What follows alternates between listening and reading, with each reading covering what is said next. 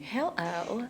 Well, today I'm going to talk to you about if you are the son or daughter of a borderline personality disorder parent and how tough that can be. And I think if you have a parent that is a quiet borderline, it might be easier for you growing up than it would be if your parent fits the criteria of someone with borderline personality disorder, because you're gonna experience a lot more chaos, a lot more rages, etc., etc. But I'll talk to you about that in another video. Today I'm gonna be talking to you about what it feels like from the perspective of someone who is the child of a borderline. So it's gonna feel really sad. I think you feel sad because you sense sadness in your parent. It's like a long, lingering, never quite ending, even though they may be jokey and happy and silly and laughing, and they the borderline parent may have a ton of personality. There's always this underlying depression, anxiety, sadness, loneliness that just never goes away. And even as a child, you'll find yourself trying to fix your parent. Like, what can I do to make my parent happy? What can I do so that they don't feel that sense of loneliness and sadness and unhappiness all the time that seems to be like a river flowing beneath the bank of. So it's definitely a bad feeling. So if you're the child of a borderline, you probably have some enmeshment issues, big time, which can cause friction in adulting, and it can cause problems in your marriage and your relationships because it's hard to make your spouse first, because enmeshment is like, it's kind of an unhealthy connection where the boundaries are blurred, where you are expected to meet the needs of that parent, and that is very difficult. It's very difficult to completely save anyone or meet the needs of anyone. And your parent wants to keep a connection that is unrealistic and unhealthy with you.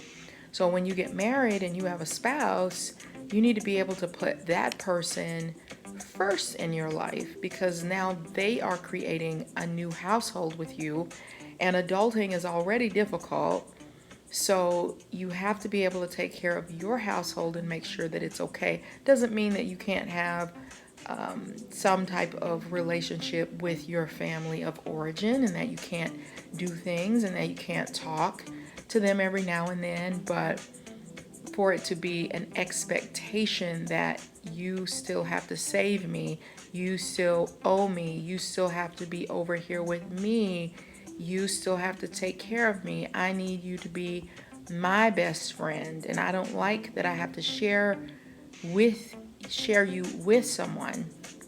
So you will feel confused about individualizing, meaning that it's time for you to be an adult and have relationships outside of your family of origin. When teenagers get to be a certain age, they start to act out because their hormones and their chemistry is preparing them to become an adult, a functioning adult who can take care of themselves in society. But when you have a parent that acts like they need you for their well-being, that they can't be alone without you, it's extremely confusing because you feel enormous guilt when in fact it's normal to pull away and become an adult and start your own life.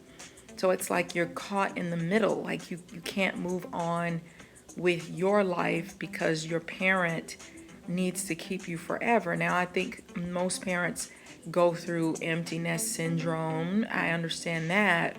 But this issue can start off as you become a young adult and then linger on into, in your whole life.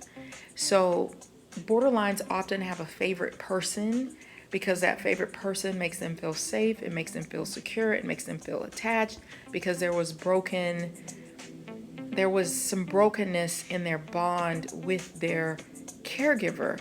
And so that favorite person fills the void, at least initially. Sometimes it can be kind of like using drugs, where at first you feel an enormous high, and then that high begins to deplete as you see this person is not capable of saving you, becoming one with you, bonding with you, replacing that parent, that the issues or the brokenness from your childhood that can't save you, and your efforts to not be abandoned become overwhelming and too much for the person. So with a child, you're going to feel that your parent needs you to be their favorite person, their best friend.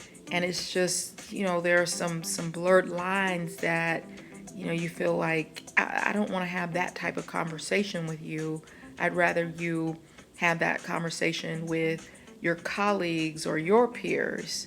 So you might also be a highly sensitive person if you are the child of a borderline parent, because you had to walk on eggshells when they went into rages, because borderlines go into rages. Sometimes people will think that they're bipolar, and they're not bipolar, even though you can have a comorbidity of borderline and bipolar at the same time. However, when you have borderline personality disorders, you can go into rages, you get agitated, you get frustrated, you can fly off the handle, you might go into a rage and destroy your whole house.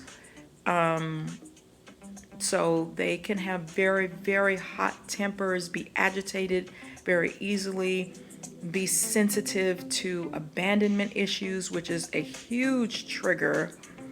But yeah, they have trouble controlling their emotions as well. So you don't know when you're going to trigger one of those rages to happen. It could be the slightest thing. They can become jealous of your soulmate, competitive. Why'd you buy her something and not me? You bought her flowers, where are my flowers? They can also create excuses and crisis and medical issues, whatever it is, to make you come over to their homes and rescue them and save them, or to see if you will, save them from the deep, dark place that they tend to fall into, because they can also feel very empty. They can feel very alone. They can feel, they can dissociate, like they're kind of as an out-of-body type experience for them. So sometimes they create chaos to test you, to see if you will save them, because remember, there was a break in their bonding with the parent, which is what creates a sense of fulfillment, a sense of wholeness within the psyche. Like, it's so necessary. And when you don't have that, it creates a deep emptiness and a terrible, painful feeling. So there's going to be blurred boundaries. They may have the keys to your house and come in and out of your house. I dated a guy once who, I think his mother was definitely a borderline. And I remember visiting him, and his mother came and, she had the keys, so she would come in and out. And that just, I don't know, it was just a really difficult situation. They sometimes will treat you like you're the adult and they're the child. So you're having to take care of them, and that's really not the way that at least it's not in general the American culture. Your parent is always your parent to some. I mean, they'll always be your parent, but they kind of stay in those roles. But there are some situations where the adult child becomes the parent of an able-bodied adult, where they're depending on you in unusual ways for money, for just whatever.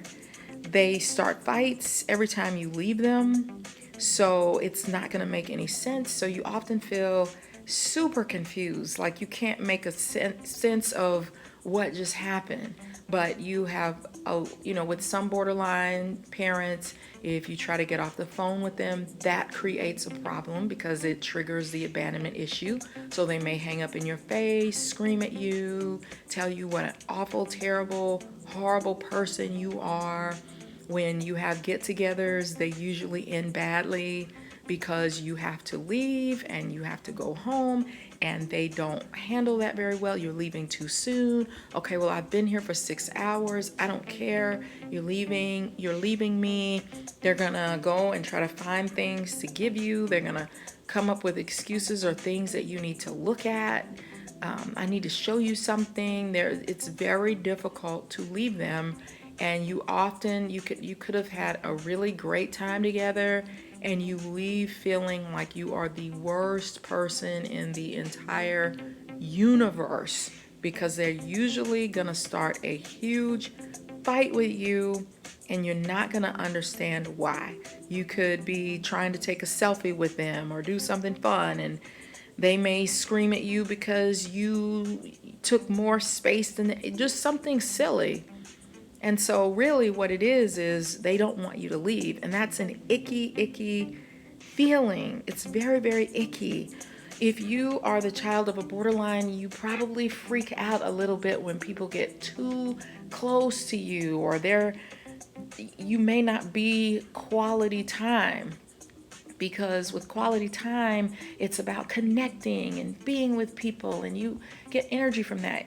When people get too close, you may try to push them away because it triggers a lot of nervousness, anxiety, like this person is going to take over me, like I can't handle it. You already have been put in the position to try to save an adult, or psychologically you've been expected to be too much to someone else when your own life is hard, but this person is putting unrealistic expectations on you about how you need to save them. So you can feel very it could be you feel confused a lot, and it's really hard to get very close to people. Some borderlines may dip into their children's conversations or take over their child's conversation and not let them talk, or what are you guys talking about? You might feel very guilty about having a relationship, a marriage. You might feel like your parent will fall to pieces, or that you have to split your time. That's kind of where the term mama's boy comes from. It's probably because there's a lot of guilt there, like I have to spend half my time with her and half my time with my wife, but it can't be that way. That's never going to work. You have to set boundaries with borderlines, and it might be tough. They might go into rages with you. They might scream and act crazy, but you have to put that spouse first. And I know wives don't deal very well with that. It's like, I can feel you putting her first and me first. No, the wife has to be first. That has to be a priority, and you have to set boundaries with your parent. It is important. You may feel a lot of anxiety, depression, a longing for a stable parent. You might have hypochondria, or be so sensitive that you may think people are insulting you when they're really not. You experience a lot of turbulence and mood swings that may make you have heightened sensitivity to safety issues and be overly protective of yourself. But no matter what, get support, get help, surround yourself with people that you can trust. And I want to thank you for watching this video. And I want to encourage you to continue to work on your own healing so that your life can be the best that it can possibly be. So thanks for watching. Check out my other borderline and personality type videos. Like this video and share it with other people who you think it could be helpful to. So thanks for watching. Enjoy your day. Bye.